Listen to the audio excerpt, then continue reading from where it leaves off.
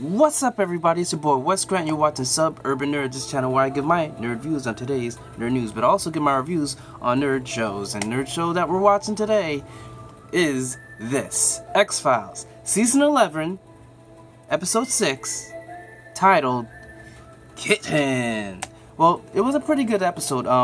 As far as the others episodes, it's been definitely different. And one thing I've noticed about each X-File episode is each one has its own personality. This one was more the conspiracy theory, but not like the first episode where it was like all conspiracy theory and very serious. This one had a little bit more lightheartedness to it, and it wasn't a serious conspiracy, but it still had the conspiracy where at the end of the episode, you actually started thinking like, yo, are they actually doing that to me? As far as the government, not, whoever's doing whatever. But this episode, I'm just, how I do with, I go a quick recap of the whole episode. So if you don't want spoilers, this isn't a show for you, but I'm going to give my review and my opinion about it at the end. So this episode starts off back in 1969 in Vietnam, like Khe and you see some guys in a helicopter, a guy with glasses and a little chubby guy, and then they're going over in Vietnam. You got the drill sergeant, whatever, or the one in charge, is just yelling at them, basically telling them like, yo, get this together, and remember this package. You need to bring this package. You don't leave this package. You don't open this package. You don't get questioned about this package. You just bring this package to whoever, and then that's what it is. So as soon as the planes land, and it's in Vietnam, so gunshots start getting fired, and then they land, and then the skinny guy and then the guy, which we find out his name is John, gets off, and then they run, and then he hit the ground. Bullets are still flying. You've got an Asian guy that's also with them. That's part of their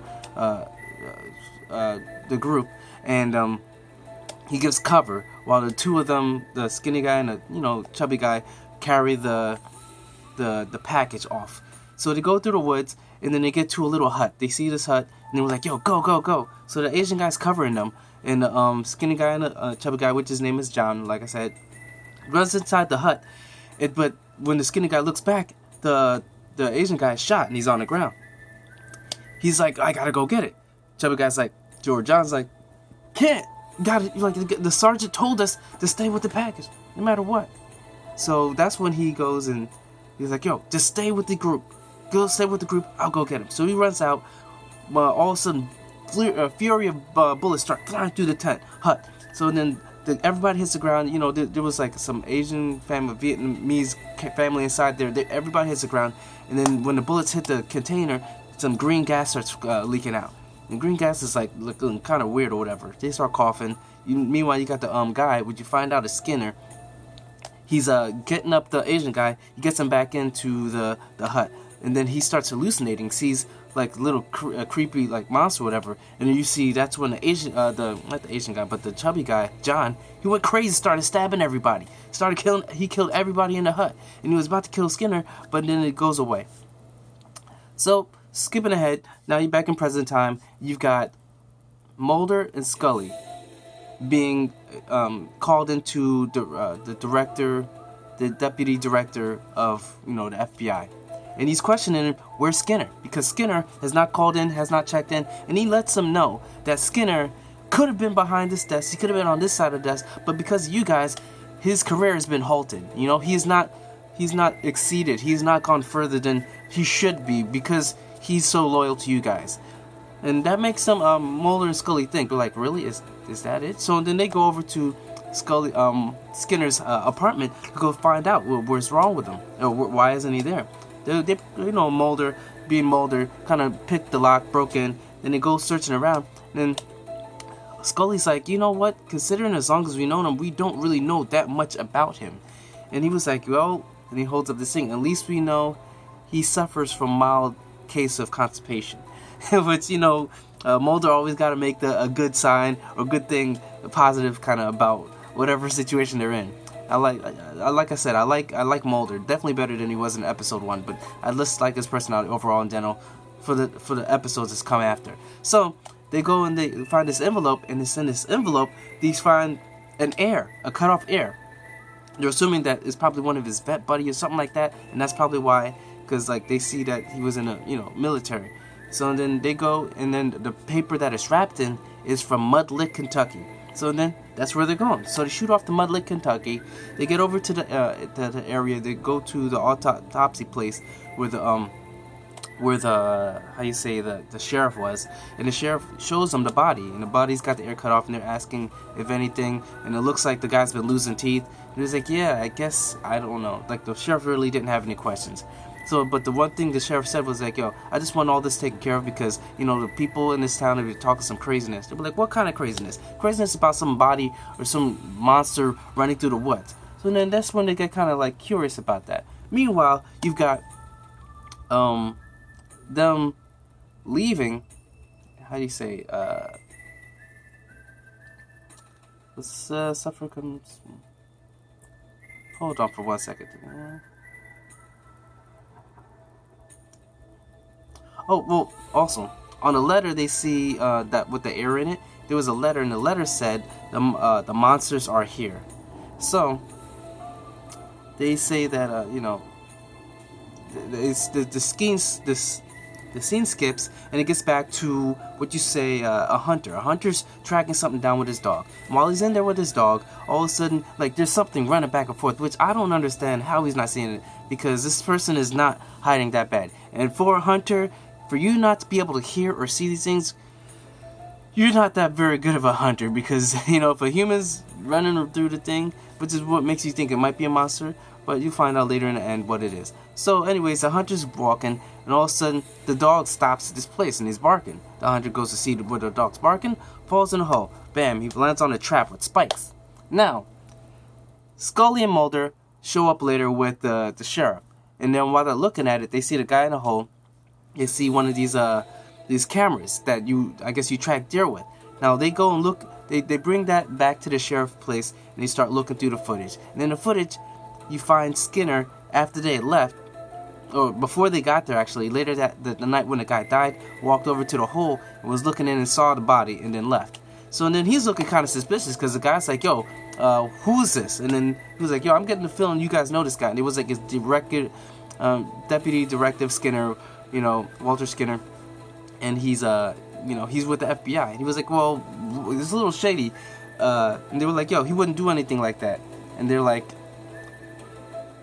he's like, if he wouldn't do anything like that, how come he didn't mention it? He didn't call it in. He just left. So and then they're like, yeah, I don't have any answers for you, which is kind of true. Like, yo, kind of suspicious, but hey, he didn't know he'd be in footage. So anyways, that's when the guy goes and he says, I'm gonna call this in. So he calls a APB out for Skinner, and they look through the footage a little bit more, which I don't know why they didn't do that while he was there, but they see this body or this shape go in front of the camera, and then they could have been like, yo, that's your guy, that looks like it probably is him. So anyways, they go kind of searching. Meanwhile, you've got Skinner. He goes over and finds the house where his old military buddy John lived, the fat chubby one from the flashbacks. So and then he goes around, knocks on the door, goes inside, and inside he's looking through the photo album. Then he starts remembering what happened after the gas. He didn't shoot his friend because his friend was kind of close with that knife. He didn't shoot him, but he was acting a lot different afterward, very aggressive and shooting at nothings in there.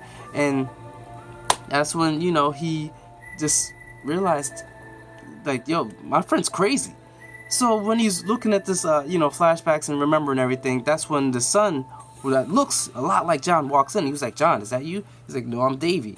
And he's like, Davey? He was like, are you Walter Skinner? He was like, yes. He was like, oh, my dad talked all about you. But except he was locked up, and you stood in the court against him. And he was like, yeah, I'm sorry. It was the gas, you know, like he started acting a lot different. He was like, but you didn't mention that in the court. He was like, yeah, well, you know, government told me not to, and I was just following the rules, and like I regret it every day. So he's like, okay. And he was like, yo, I'd just like to make it right and see your father. He was like, I'll show you my father. He takes him outside, and then all of a sudden he shows a light. By this time, it's nighttime. He sees the father's hanging with a nuts. He's, oh God, and he starts running towards him. Then falls in one of those holes. Man, just like the other guy, the hunter, lands on a spike that comes right through his torso or whatever. So the guy's stuck down there. Meanwhile, you've got Agent Scully and Mulder finally showing up. and they roll up on the house, and then the guys seem like, oh, nothing's wrong. Hey, I've never met an FBI before, acting all innocent. Welcomes them in and starts playing some crazy ass music. I don't know why he was playing this. Meanwhile, you've got Scully asking him questions. He starts talking about conspiracy about this gas and all this stuff, and they doing experiments. He was like a project Naomi, which is what his father was a part of, and after we brought him back, they kept the experiment on him and other soldiers and all this other stuff. So and then Mulder's looking through the photo album and realized that Skinner was there in the season picture, even though the kid said he never met him. So they were like, oh, Mulder was like, all right, let's be out. So they dip off. Meanwhile, the guy goes and he's trying to finish off Skinner. And while they go off, Mulder and Scully pull around to the corner. Mulder's like, yo, call sheriff and everyone, tell him to come. And he shoots back to go save Skinner. Meanwhile, you've got Scully's out there. Mulder goes and finds Skinner. He goes actually inside the house first. Then he's looking around, which I don't know why you don't just go out, but I guess he didn't hear the screaming first. And then luckily the guy was hiding, so Mulder never saw him. So he went outside because he hears him screaming. He goes to save Skinner. The guy pushes him inside the hole. Luckily, Skinner catches him, and then they both try and climb out. The guy starts pouring gasoline. Right before he starts lighting it, Skinner's about to shoot, and then you got Scully shoots him. You think the guy's dead. So then they get the rope, they get everybody out, but the guy gets gets away. So then you've got Mulder and Scully going after the guy. Skinner, he's left with the rope, so he comes out on his own. So then they're being led to a trap by this guy. And right before they fall into the trap, Skinner tackles this guy and starts wailing on him. The guy gets frazzled, backs up, lands in his own trap. Spice comes down, boom, guy's done. That's it. Going back to the house after everybody, the ambulance, whatever, he's getting patched up, and he tells, they ask him, is it really true that you think that, is it that true that because of us, you haven't succeeded, you're failing, you're not where you should be? And he's like, no, it's because you guys saved me, because back when this thing happened, it had me question them, and I just followed the rules, and I would do what I did for my job, but after meeting you guys, it made me not question, it made me just want to follow myself, follow my heart, and follow truth, and not fall in with everybody else and just do what I have to do to excel in my business. I want to be a person that searches out the truth. So that's when you got that was pretty much the best thing about it. The Skinner tells the whole story, and how this everything, and he even saved the guy before, some kids were running with a grenade and he shot him. So Skinner pretty much tells him that, yo, because of you, I'm a better person, and they're all happy, everyone's good, and then that's pretty much the end of the episode. Like I said, if I was to give this episode a grade, I would give it probably like a B+, or B. I'd give it a B, not a B+. It was entertaining, it was good, but it wasn't much that happened, wasn't too crazy, wasn't that much funny, like the best one, the sweat, forehead sweat. So anyways, next episode looks like it's going to be something like D-Day with all these machines spying on them, taking over and doing whatever. So I'm definitely looking forward to seeing that episode, because it's saying it's unlike any other episode. But every episode has been different from every other episode. Even though this is found the same trope as far as Monster of the Week or different kind of story every week, I like it. I like it a lot, and I hope you guys like it too. So remember if you want to talk about this, comment down below, talk to your friends, share everything. Just get back to me so I can talk back to you. So remember to subscribe to Suburban Nerd. Check out the last review of X-Files, and check out the playlist of all the TV shows that I review. So remember, I'm Wes Grant. You've been watching Suburban Nerd, and you've just been nerdified. Catch you guys on the next review.